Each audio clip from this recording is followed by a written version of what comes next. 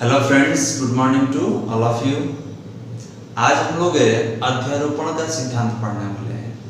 अध्यारोपण का सिद्धांत 11th class में भी हमको पढ़ना था, लेकिन ये अध्यारोपण का सिद्धांत किसके लिए होगा? तो ये अध्यारोपण का सिद्धांत विद्युत बलों के लिए होगा। तो आज का हमारा हेडिंग होगा विद्युत बलों का अध्यारोपण का सिद्धांत। ओके, तो चलिए आगे कंटिन्यू करते हैं। हेडिंग देंगे विद्युत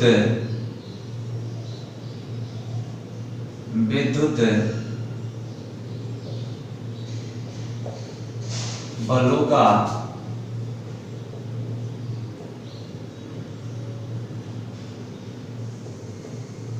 अध्यारोपण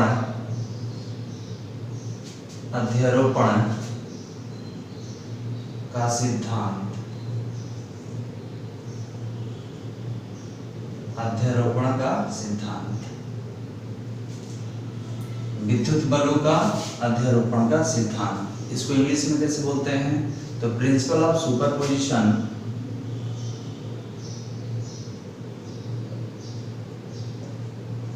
प्रिंसिपल ऑफ सुपरपोजिशन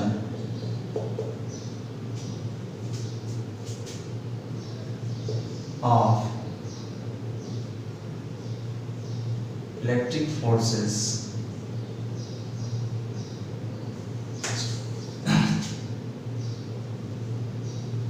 ओके, तो यहां पर मेन हमको समझना क्या है? तो अध्यारोपण का सिद्धांत क्या है? ये तो समझ गए कि विद्युत बलों के लिए निकाल रहे हैं, लेकिन निकाल क्या रहे हैं? तो अध्यारोपण का सिद्धांत।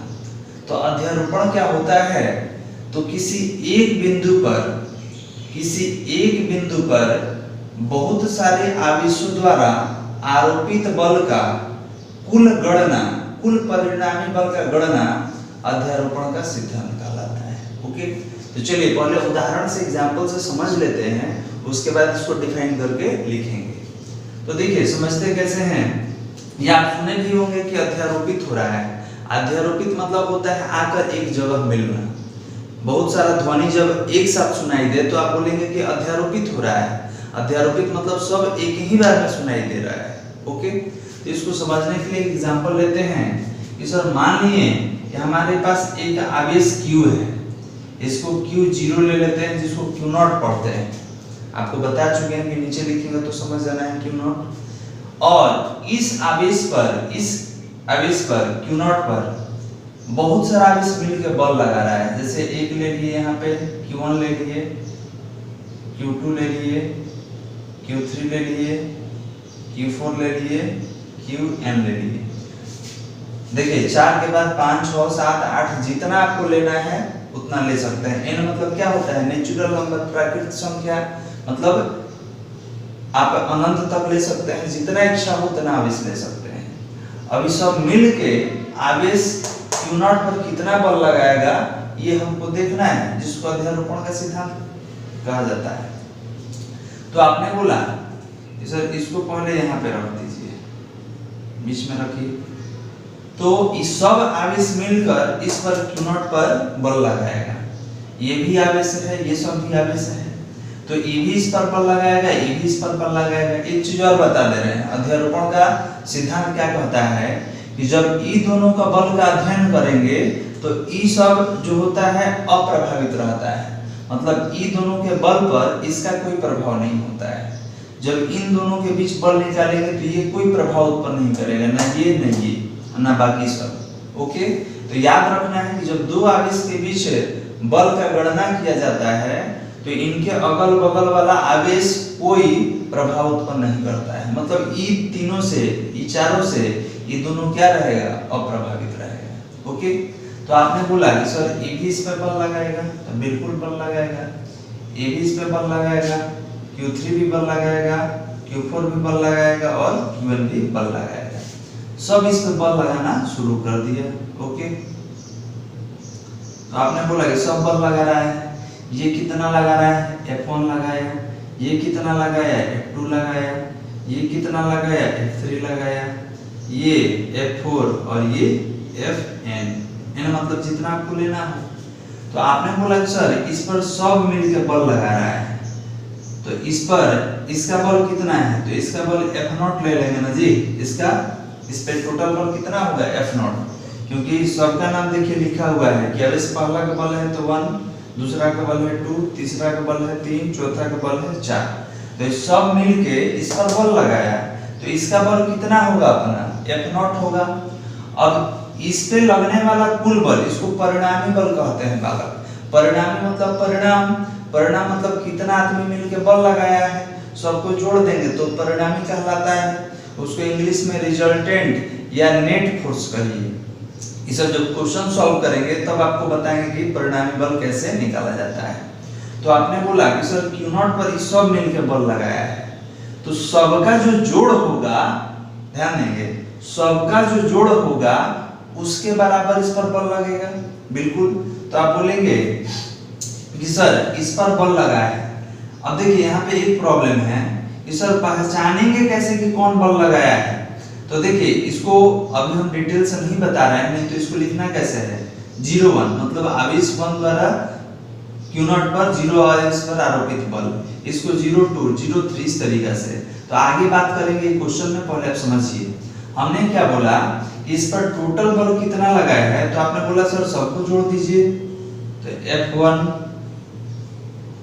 Plus F2 plus F3 plus F4 plus Fm। लिखना नहीं, केवल समझना है, ओके, क्योंकि आगे लिखवाया जाएगा। तो इस अकेले इस छोटे आवेश पर टोटल मिलकर कितना बल लगाया है, तो सर आप कह सकते हैं कि सभी बलों का सदिश योगफल के बराबर बल लगाया गया है। देखिए सदिश योगफल क्यों, क्योंकि सबके ऊपर वेक्टर का चिन्ह है, सदिश का चिन्ह है। तो आप बोलेंगे कि सर किसी बिंदु आवेश पर अन्य आवेशों के द्वारा आरोपित बल का सदिश योगफल का कुल परिमाण अध्यारोपण का सिद्धांत कहलाता है। मतलब ये टोटल आवेश मिलकर इस पर कितना बल लगाया है, जिसको परिणामी बल कहा जाता है, ये किसके बराबर होगा। तो आप बोलेंगे सर इस पर आरोपित जो बल होगा इन सभी आवेशों द्वारा आरोपित बलों के सदिश योगफल के बराबर होगा, जिसे विद्युत बलों का अध्यारोपण का सिद्धांत कहा जाता है। तो अब बताइए सब मिलके एक ही जगह पर बल लगाया, तो अध्यारोपित का अर्थ समझ लीजिए। अध्यारोपित का अर्थ होता है कि एक ही जगह पर सभी आवेशों द्वारा बल आरोपित करना। आवेश के टर्म में ले सकते हैं या कोई आदमी के टर्म में ले सकते हैं कि सर मानिए 10 गो आदमी हैं, हम इधर से बल लगाए, कोई इधर से बल लगाए, कोई इधर से बल लगाए, कोई ऊपर से लगाए, कोई नीचे से, लेकिन बल कहाँ लग रहा है, इतने ही दूर में लग रहा है, बल इतने ही दूर में लग रहा है। तो यहाँ पर पूछा जाएगा टोटल बल बताइए, टोटल बताइए कितना बल अध्यारोपित हुआ है। अध्यारोपित मतलब यहाँ पर टोटल कितना बल लगा है, तो क्या करेंगे सबको जोड़ देंगे। सदिश का चिन्ह क्यों लिए हैं, क्योंकि बल क्या है, एक प्रकार का सदिश राशि। ओके, तो आप समझ गए होंगे इसको। अब आगे क्या करेंगे, परिभाषित करेंगे, फिर ये डायग्राम बनाकर इसके बारे में हमको लिखना होगा। ओके, चलिए आगे बढ़ते हैं। चलिए, तो आप ये उदाहरण से समझ गए होंगे कि अध्यारोपण का सिद्धांत क्या है। तो अध्यारोपण मतलब होता है कि किसी एक स्थान पर सभी बलों का आकलन या सभी बलों का गणना। एक और उदाहरण समझा दे रहे हैं। ये तो ले लिया आवेश के पद में, अब थोड़ा अपनी भाषा में समझते हैं सर अध्यारोपण का सिद्धांत क्या है। तो समझिएगा, हमने बोला कि मानिए कोई लड़का है, कोई बालक है, इसका नाम कुछ ले लिया जाए, क्या नाम ले ले जी, एम ले ले, मोहन है, और इस पर चारों तरफ से इसको लड़का घेर लिया है। लड़का इधर से घेर लिया, देखिएगा, दो इधर से घेर लिया बगल वाले से।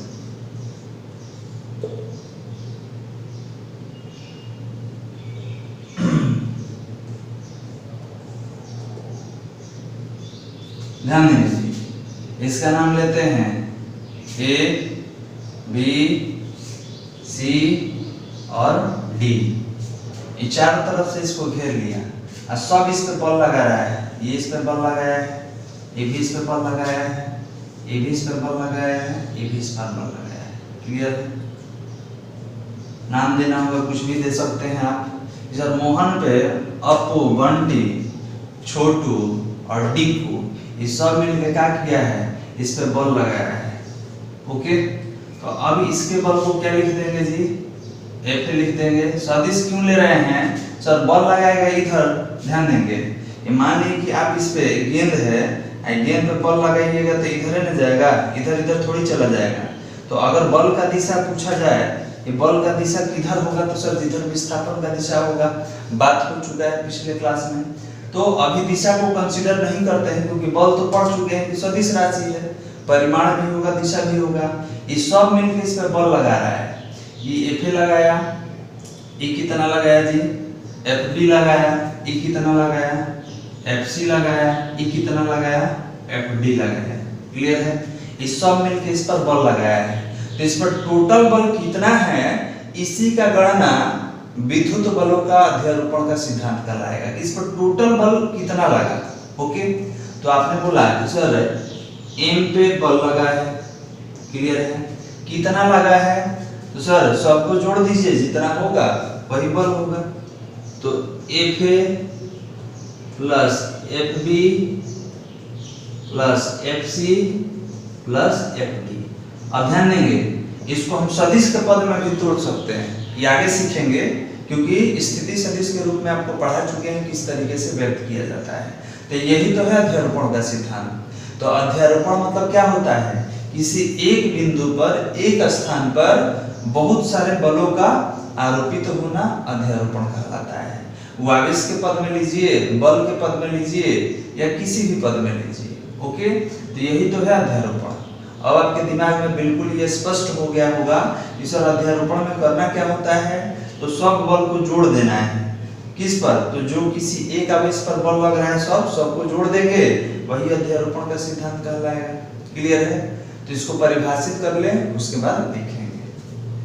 चलिए हटा दे, दिमाग में बैठ गया होगा एक बार।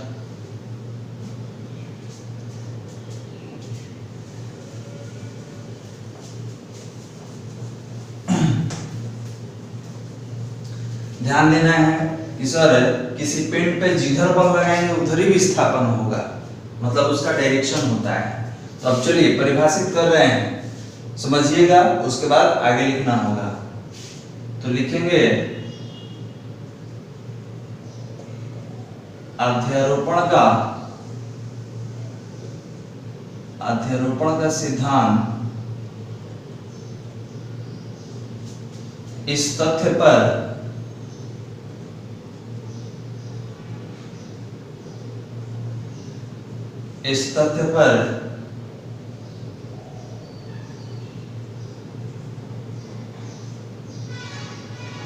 आधारित है कि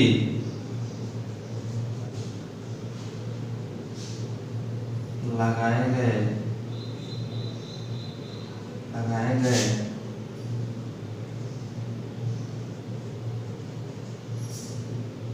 विद्युतीय बलों के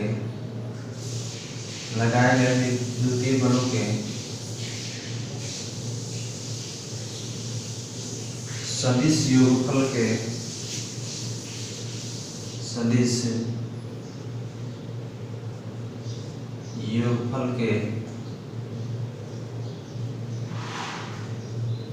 बराबर होता है। ओके, चलिए पहले इसको एक बार समझ लेते हैं, उसके बाद आगे लिखेंगे।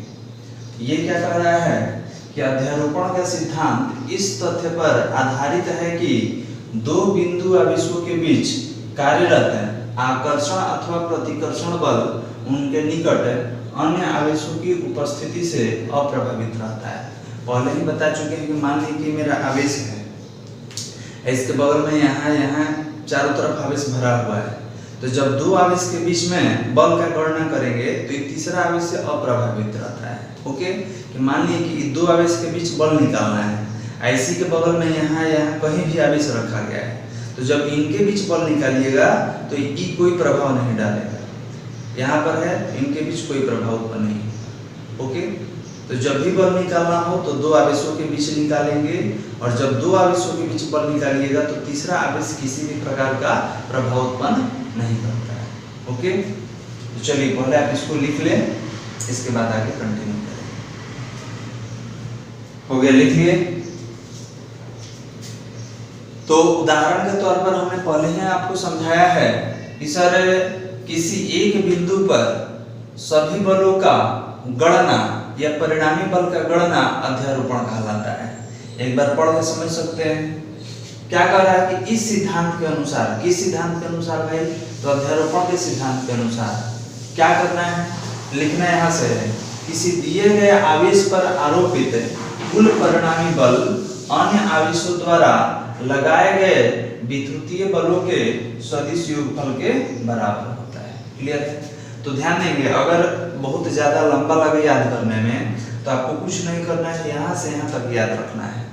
क्लियर है? ये तो एक्स्ट्रा पॉइंट आपको बताया गया है कि अगर मानिए कि यहाँ Q0 पर आवेश निकालना है और किसके द्वारा, Q1 द्वारा, Q2 द्वारा, Q3 द्वारा, तो जब इनके बीच आवेश निकालिएगा तो ये दोनों कोई प्रभाव नहीं डालेगा, या इनके बीच निकालेंगे तो ये और ये किसी भी प्रकार का प्रभाव उत्पन्न नहीं करता है।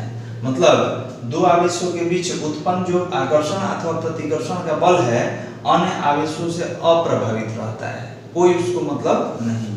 ओके, तो यही बतलाया गया है। तो ये एक्स्ट्रा पॉइंट है, अगर कम में याद करना हो तो यहाँ से यहाँ तक याद रखेंगे। यही आपका मेन थ्योरम है।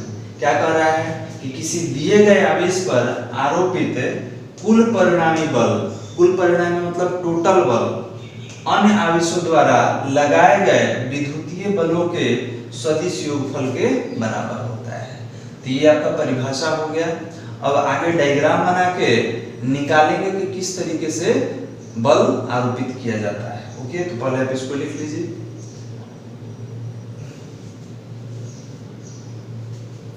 लिख लिए?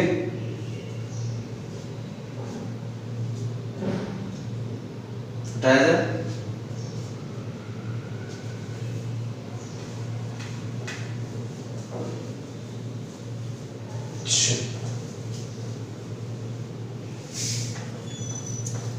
डायग्राम समझते हैं। पहले भी आपको डायग्राम बता चुके हैं।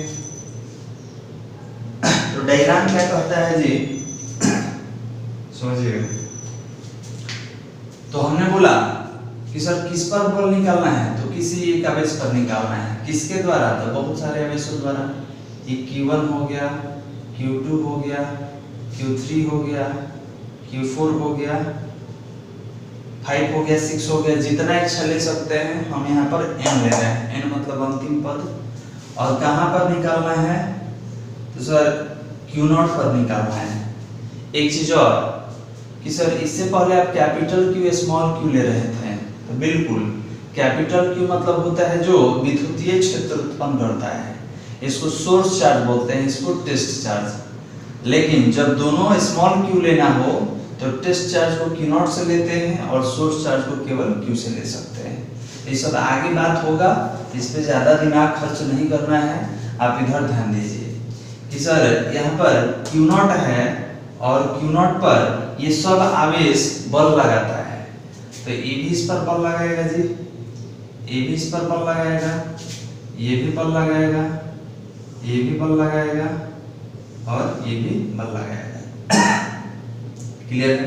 किसी एक पॉइंट पे जरूरी नहीं कि एक ही पॉइंट पे रखेंगे, आप कहीं भी रख सकते हैं। इसको अलग अलग कर लिया जाए, डायग्राम थोड़ा ठीक कर लेते हैं। Q0 हो गया तो ये बल लगाया, ये भी बल लगाया, ये भी बल लगाया, ये भी बल लगाया और Q भी बल लगाया। तो सब अपना अपना बल लगाया। अब एक एक करके सबका नाम लिखते हैं। तो ये बताइए Q1 Q0 पर बल लगेगा तो कैसे लिखेंगे जी? कि सर जीरो पर बल लगाने वाला 1 हो गया इसका काम। सेकंड वाला कैसे लिखेंगे सर, F जीरो पर बल लगाने वाला सेकंड चार्ज। तीसरा कैसे लिखिएगा सर, F है जीरो पर, इसको नॉट पढ़ते हैं बालक, कौन बल लगाया तो तीसरा आवेश बल लगाया है, इसको F है नॉट 4, मतलब चौथा आवेश जीरो वाले पर बल लगाया, इस पर बल लगाया।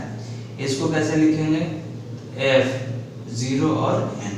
क्लियर है कि N बल लगाया किस पर, जीरो पर, चार आवेश, चौथा आवेश बल लगाया किस पर, जीरो पर, तीसरा आवेश जीरो पर, दूसरा आवेश जीरो पर, पहला आवेश जीरो पर, मतलब सब मिलकर इस पर बल लगाया है।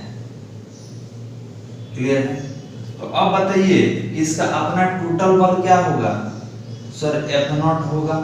इसका अपना बल क्या होगा F0, जिसको F0 बोल रहे हैं। अब बताया जाए कि F0 जो होगा ये किसके बराबर होगा, तो सर जितना सारा आवेश देख रहे हैं सबके योगफल के बराबर होगा, और आप सदिश योगफल कहिएगा तो और बेहतर रहेगा।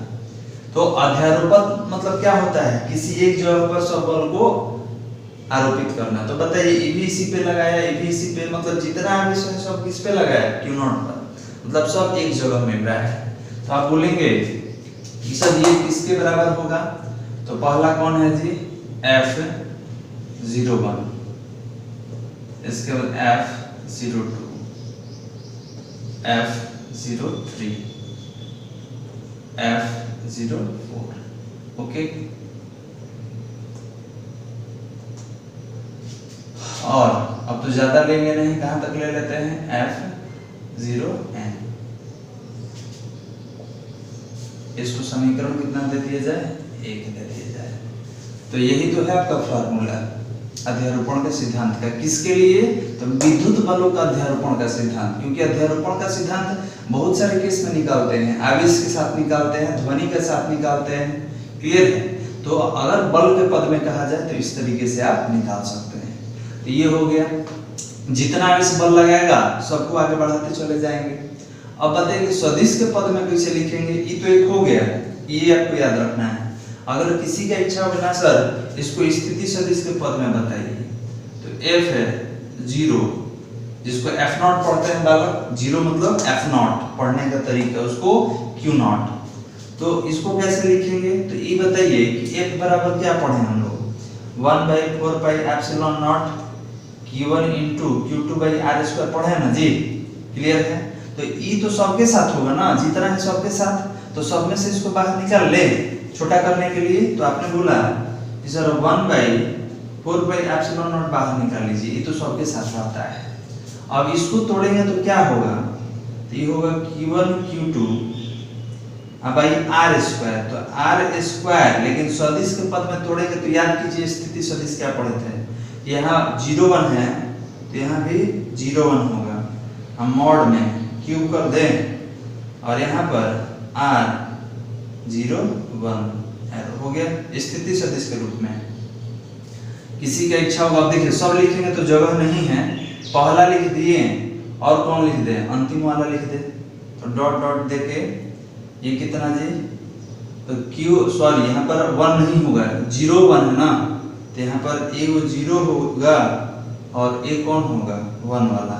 अगर ए लीजिएगा तो यहाँ पर 0 और दूसरा 2, बाकी सब वही रहेगा। यहाँ पर 0 1 तो यहाँ भी 0 1 0 1, यहाँ पर अगर 0 2 वाला लीजिएगा तो यहाँ भी 0 2, यहाँ भी 0 2, यहाँ अगर 0 3 लेंगे ई वाला लेंगे तो 0 3 तो 0 3 0 3। आप बढ़ा लीजिए कॉपी में, यहाँ जगह कम है इसलिए हम इसका और डायरेक्ट इसका लिख दे रहे हैं। क्लियर है। तो जो भी लिखना हो तो याद रखना है कि अगर 0 1 है तो एक आवेश 0 वाला है, एक आवेश 1 वाला है, तो यहाँ भी 0 1 होगा, यहाँ भी 0 1। 0 2 लीजिएगा तो सब जगह 0 2 दीजिएगा। देखिए अंतिम वाला लिख रहे हैं, एक आवेश कौन है Q0 है जिसको 0 बोल रहे हैं, और दूसरा कौन है तो Qn है। नीचे कितना होगा तो सर r होगा वेक्टर के साथ और कहां से कहां तक 0 n, मॉड में रख के क्यूब कर देना जी, और यहाँ पर वेक्टर r 0 n हो तो गया। तो ई किस पद में लिख लिए हम लोग, तो ई स्थिति सदिश के पद में लिख लिए। इसको समीकरण कितना दे दें 2 दे दें। क्लियर है? जगह नहीं था इसलिए 2 का ही हमने लिखा, नहीं तो सारा का लिख सकते थे। तो ये और ये दोनों क्या बतलाता है? तो दोनों विद्युत बलों का अध्यारोपण का सिद्धांत बतलाता है। ओके, तो आप सबसे पहले डायग्राम बनाएंगे और डायग्राम के नीचे ये दोनों को लिखेंगे। ओके, आप लिख लीजिए, इसके बाद हम आगे बढ़ेंगे।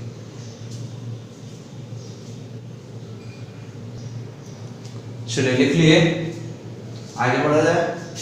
अब इसको हटा रहे हैं क्योंकि एक लैंग्वेज लिखना है जी। लैंग्वेज क्या लिखेंगे? तो देखिए,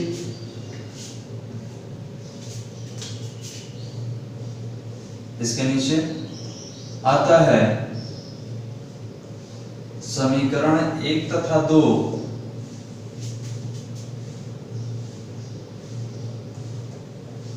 Q0 आवेश पर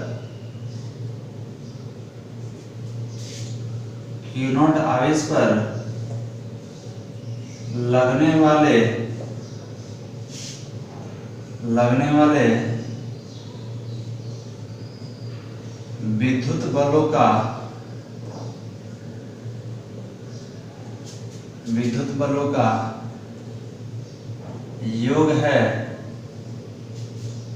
विद्युत बलों का योग है, जिसे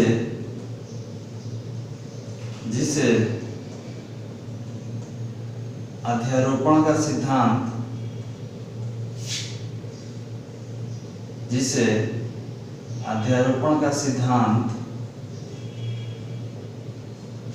कहा